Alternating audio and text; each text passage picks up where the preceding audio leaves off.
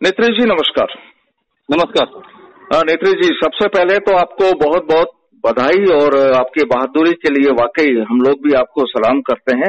ये जो पूरा घटनाक्रम रहा आखिर क्या था ये? सर ये हिंदू नव संवत्सर के उपलक्ष्य में एक रैली निकल रही थी जी। तो रैली के ऊपर किन्हीं उपद्रवी तत्वों ने पथराव कर दिया। पथराव करने से एकदम हालात बहुत खराब हो गए और भगदड़ मच गई। अच्छा। फिर कुछ दूसरे पक्ष के लोगों ने फिर वहां पे दुकानों में आगजनी की, ऐसे घटना कर दी। तो कुछ ऐसे ये लाख के चूड़ों की दुकान थी एक जगह पे, पूरा मार्केट है जी।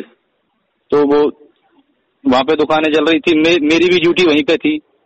आपकी ड्यूटी उस समय किस इलाके में थी और क्या वहाँ क्या चल रहा था जहाँ आपकी ड्यूटी थी? मेरी ड्यूटी तो सर सिग्मा अगस्त में थी जी। मैं रैली के आगे आगे चल रहा था। रैली से कम 200 मीटर की दूरी पे था मैं। ठीक है। आगे फिर मुझे पीछे से पता चला कि रैली पर पथराव हो गया है। फिर मैं वापस वहीं पहुंचा। फिर वहां पे देखा तो 2 घायल भी पड़े हुए थे जिनके सिर से खून निकल रहा था। थे उस समय ड्यूटी पर? हाँ, मैं ड्यूटी में अकेला था और वैसे वहां पे और पुलिस थी, जाब्ता लगा हुआ था। अच्छा। हाँ सब। फिर क्या हुआ? फिर मैं वहाँ वापस जहाँ पे वो घटना हुई थी वहां पे जा रहा था। 2 घायल थे, लोगों ने मुझे रोका। मैं उनको घायलों को लेकर हॉस्पिटल पहुंचा। हॉस्पिटल उनको भर्ती करवा के वापस मैं फूटाकोट नाम की जगह है वहां पे पहुंचा जी। तो वहां पे वो दुकानों में आग लग रही थी जबरदस्त तरीके से।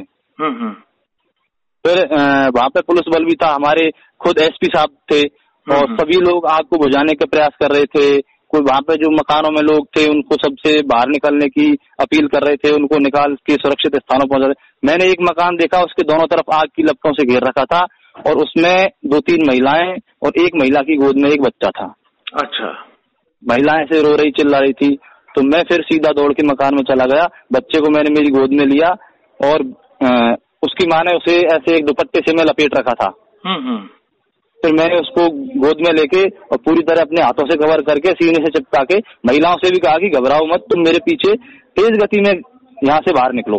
तो उस समय इस जो पूरा मकान जो ये था जो आप बता रहे हैं, यहाँ पर पूरे मकान में आग लगी हुई थी?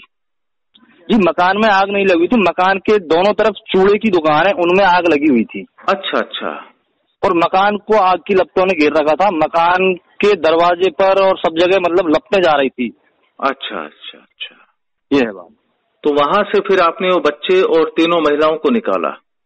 जी।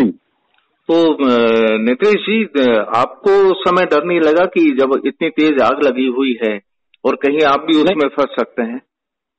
नहीं सर, मुझे डर नहीं लगा। मैंने मेरा कर्तव्य प्रथम समझा और उस समय ऐसा सोचने का कुछ अवसर ही नहीं मिला। उन महिलाओं को और महिला की गोद में जो बच्चा था उसे देखकर मुझे मतलब सोचने का कुछ समय ही नहीं मिला। मैं तुरंत ही चला गया।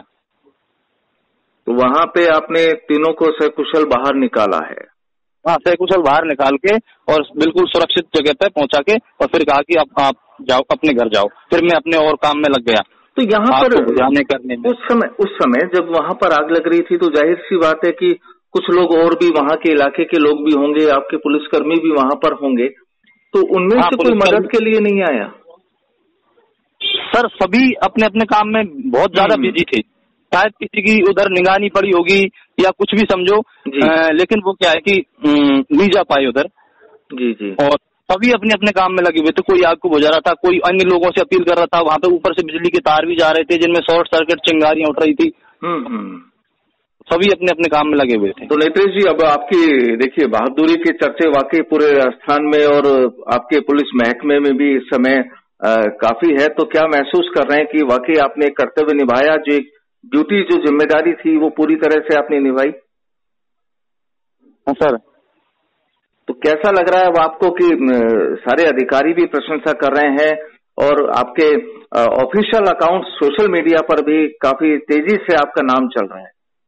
क्या लग रहा है सर? मुझे बहुत अच्छा महसूस हो रहा है और वैसे हमारी ये ड्यूटी भी है तो मैंने तो वही किया है जो हमारा कर्तव्य है।